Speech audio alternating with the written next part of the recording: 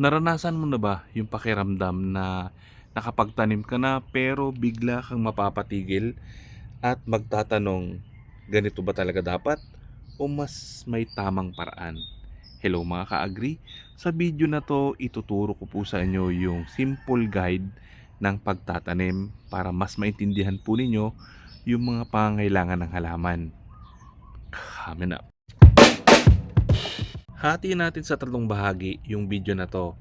Una, yung paraan ng pagtatanim, yung step by step mula sa seeds hanggang sa magbunga siya.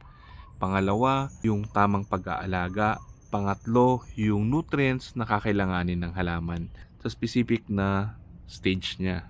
May dalawang source ng seeds na pwede natin makuna ng pantanim. Yung mga nabibili natin sa agri-supply, sa online, tapos yung mga galing din sa bunga ng ating mga tanim. So, ito lang po yung kailangan natin tandaan. Kung bumili kayo ng seeds, check nyo po yung pangalan. Pag may nakalagay na F1, ang ibig sabihin po niyan, hybrid siya.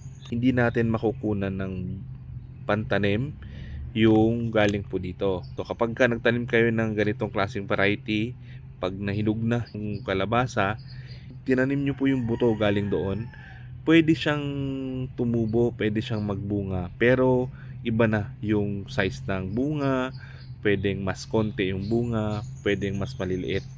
So yan po yung disadvantage pag tinanim nyo ay hybrid seeds.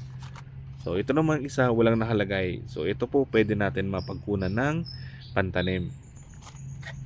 Kapag galing naman sa bunga, yan, kailangan po yung pagkukunan ninyo ay nahinog na bunga. So kapag kamatis, kailangan po hinog yung kamatis para mag-mature yung seed sa loob at pwede natin maitanim. So tulad din dito sa sigarilyas, yan, nahinog na siya hanggang sa natuyo na. Ito pwede natin makuna ng pantanim. Yung mga hilaw na bunga, hindi po tutubo yung buto nun kasi hindi pa po matured yung seed sa loob. Next ay yung pagpupunlaan natin. Kailangan po malambot at na-sanitize natin yung pagpupunlaan. Lalo na po sa mga crops na medyo sensitive para mas mataas yung germination rate. Pwede nyo pong buhusan ng mainit na tubig para mamatay yung bakterya. Pwede rin natin isangag yung lupa para mamatay yung bakterya. Or pwede tayong mag-spray ng hydrogen peroxide. 1:1 ratio. Kung gaano karami yung hydrogen peroxide, ganon din kadami yung tubig. Pwede rin tayo mag-spray ng mga beneficial microorganisms. Tapos yung gagamitin po ninyo, kailangan malambot na lupa. Pwede kayong kumuha ng topsoil. Hanapin nyo po yung pinag-iipunan ng baha. I-scrape nyo lang yung lupa sa ibabaw. Yun pwede natin gamitin. Pwede nyo pong haluan ito ng dumi ng bulate. Pwede rin haluan ng sinunog na ipa. Sunod ay yung pagtatanim. Dito po maraming nagkakamali. Kaya mababa po yung percentage na tumutubo doon sa kanilang itinatanim. Ang kadalasan po kasi ang ginagawa ng iba, naghuhukay sila ng malalim. Tapos hinuhulog po nila yung buto doon. Okay lang kung malalaki yung mga seeds tulad nito. Kayang-kaya niya pong makalabas dyan. Pero kapag kayong mga buto na maliliit tulad ng talong, ng petchay, tapos ganito kalalim at natabunan siya ng lupa, mahihirapan po siyang lumabas. Kaya ang nangyayari, nabubulok po doon sa ilalim ng lupa. So, ang rule of thumb po dito, kailangan times 2 ng laki ng buto, yung lalim ng pagkakatanim. Okay lang kayo ng konti, kung ganito kalaki yung buto nyo, yung butong itatanim ninyo, yan, mga half inch lang, tapos hulog nyo na din, takpan nyo ng pinong lupa.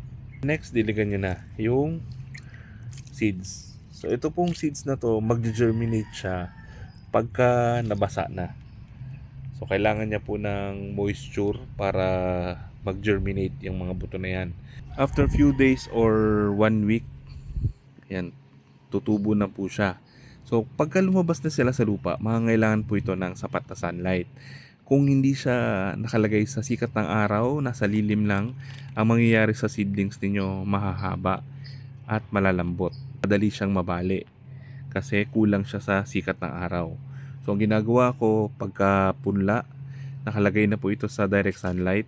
Hindi ko lang po hinahayaan na matuyo yung lupa para hindi mamatay yung mga seedlings. Kasi sensitive po itong mga seedlings na to. Madali siyang malanta pag tuyong-tuyo yung lupa. So kung mainit yung panahon, 3 beses ako nagdidilig. Isa sa umaga, tanghali at sa hapon. Pag malaki-laki na po yung seedlings, pwede na natin siya i-transplant. Yung oras na recommended ng pag-transplant ay sa dapit hapon, kung saan wala na pong init ng araw. Kasi kapag umaga tayo nag-transplant, mas malaki yung chance na malanta or mamatay yung inyong tanim. Kasi pag nagta-transplant tayo, nagagalaw natin yung ugat, nagkakaroon ng stress yung ating tanim, yung tinatawag nating transfer shock. Pero kung sa umaga kayo nag-transplant, kailangan kayo ng pangtakip para hindi po siya tamaan ng direct sunlight. So medyo matrabaho at dagdag resources pa. Pero kung sa hapon, mas mahaba yung time niya para makapag-recover hanggang sa sikatan siya ulit ng araw kinabukasan. Pero kung napansin nyo po na hindi niya pa kaya, pwede kayo maglagay pa rin ng pang-cover. Kasi minsan hindi po talaga natin naiiwasan, nagagalaw yung ugat. Pero kung may ta-transfer nyo siya, nakasama yung lupa, mas less yung stress ng tanim. Yung lupa na pagtataniman ninyo, make sure na may mga organic matter para may nutrients na makukuha yung ating halaman, malambot siya, at kaya niya mag-hold ng moisture. So, 3 bagay po yun. Meron siyang source ng nutrients, meron siyang capacity mag-hold ng moisture para makainom po yung inyong halaman maghapon. Then, pangatlo, kailangan malambot at well-draining para hindi siya maipunan ng tubig. Kasi pag naipunan niya ng tubig, dyan nagkakaroon ng problema yung ating mga tanim, yung tinatawag nating root rot. Nabubulok yung ugat ng ating mga halaman. Tandaan po natin, pagka nakatanim sa container yung ating tanim o yung gulay, limited po yung access niya sa nutrients at sa tubig. Kaya kailangan po meron talaga kayong organic matter na inihalo doon sa inyong lupa. Hindi tulad sa ground na mas maraming access yung ugat ng halaman. Kaya niya pong maghanap ng tubig doon sa ilalim ng lupa at maghanap pa ng nutrients. Ngayon pag-usapan natin yung nutrients na kailangan ng ating halaman. Meron tayong macronutrients, yung NPK. Sa commercial fertilizer, makikita nyo po yan sa mga label ng fertilizer. Yung NPK, nitrogen, phosphorus, and potassium. Tapos may mga percentage po yan, nakabase po doon kung gaano karami yung particular element dun sa fertilizer na yon. Halimbawa, sa urea, yung urea po ay 4600.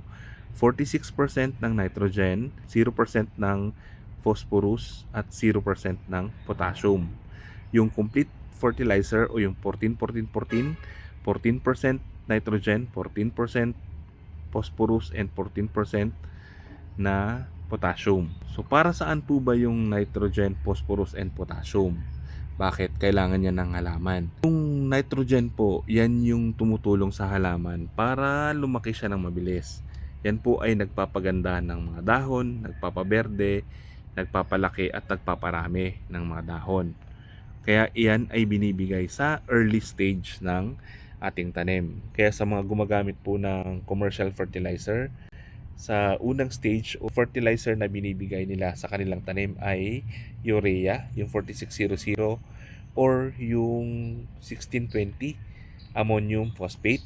Meron siyang 16% ng nitrogen at 20% ng phosphorus at 0% ng potassium. Yung phosphorus, nakakatulong po yan sa root development sa ugat ng ating mga halaman. Mas magandang ugat, mas effective sa halaman kumuha ng tubig at nutrients sa lupa.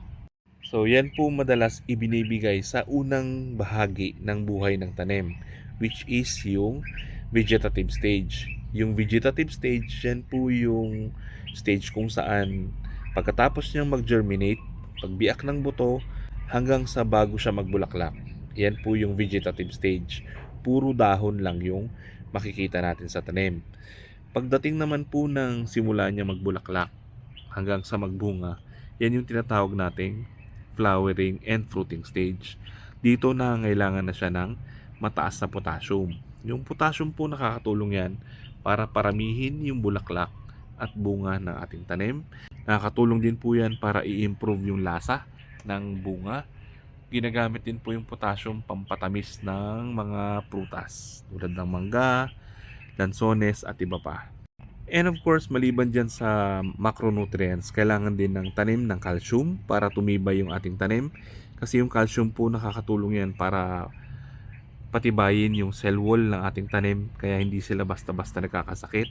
At nakakatulong din po yan para hindi basta-basta malaglag yung mga bulaklak at dumami yung kanyang bunga.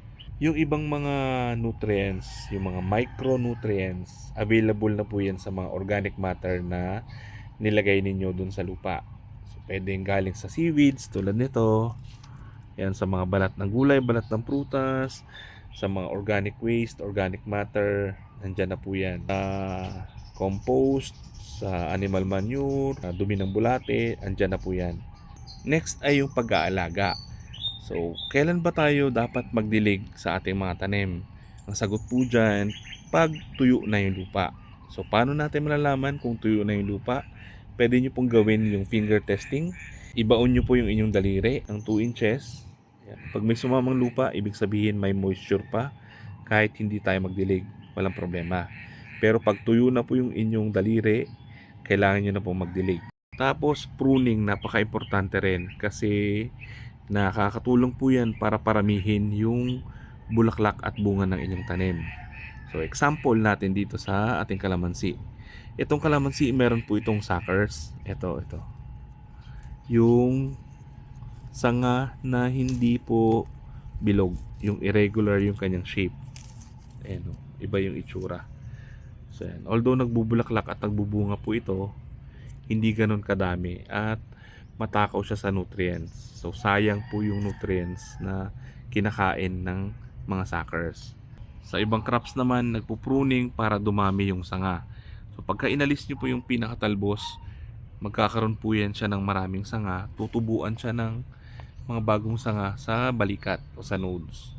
Ayan, kung saan lumalabas din yung kanyang mga dahon.